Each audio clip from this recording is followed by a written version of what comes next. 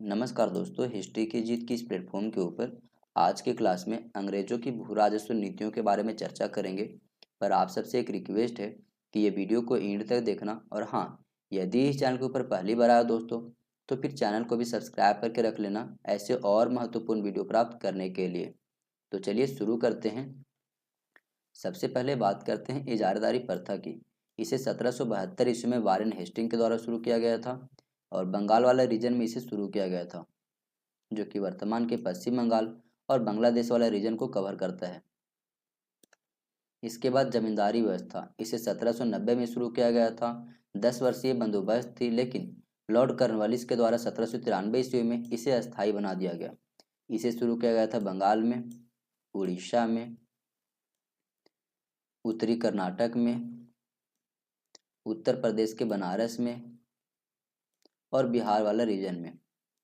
इसके बाद रैयतवाड़ी व्यवस्था आती है 1820 ईस्वी में। इसे टॉमस मुंडो के द्वारा शुरू किया गया था मुंबई वाला रीजन में, मद्रास वाला रीजन में, असम वाला रीजन में।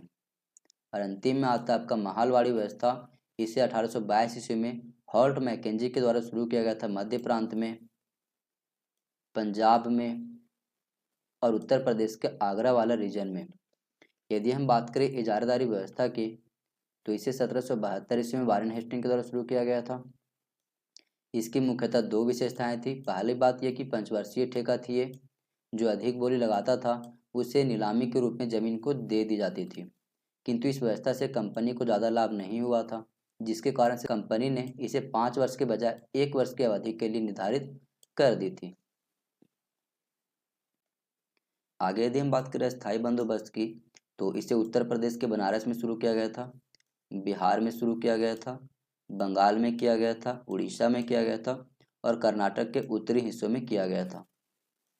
इस समय प्रधानमंत्री पीड थे, बोर्ड ऑफ कंट्रोल के सभापति डंडास थे और कंपनी के डायरेक्टर सर जॉन शोर, साथ ही साथ चार्ल्स ग्रांट और लॉर्ड कॉर्नवालिस। इन सभी की आपसी सहमति के कारण से सबसे पहले तो 1790 ईस्वी में जमींदारों के साथ एक समझौता किया गया था 10 वर्षों के लिए, लेकिन बाद में 22 मार्च 1793 ईस्वी को इसे अस्थायी बना दिया गया था।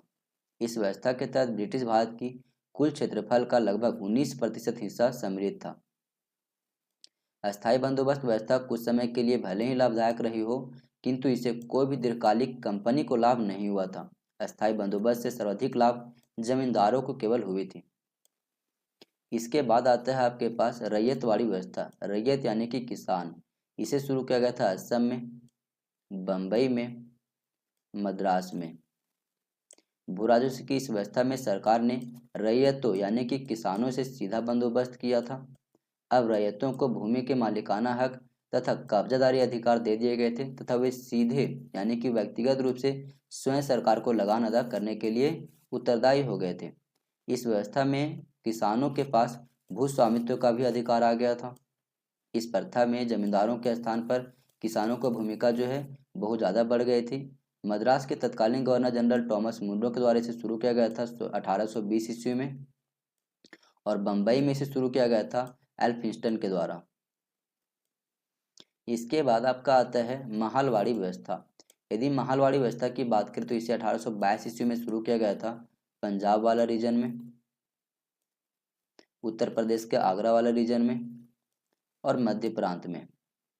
महालवाड़ी व्यवस्था में भू राजस्व का बंदोबस्त एक पूरे गांव यानी कि महाल में जमींदारों या उन प्रधानों के साथ किया गया जो सामूहिक रूप से पूरे गांव या फिर महाल के प्रमुख होने का दावा करते थे।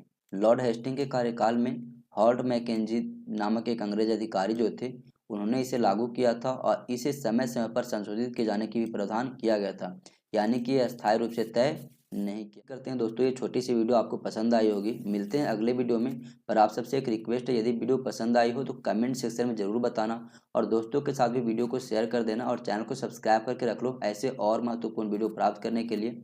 मिलते हैं अगले वीडियो में, तब तक के लिए थैंक यू।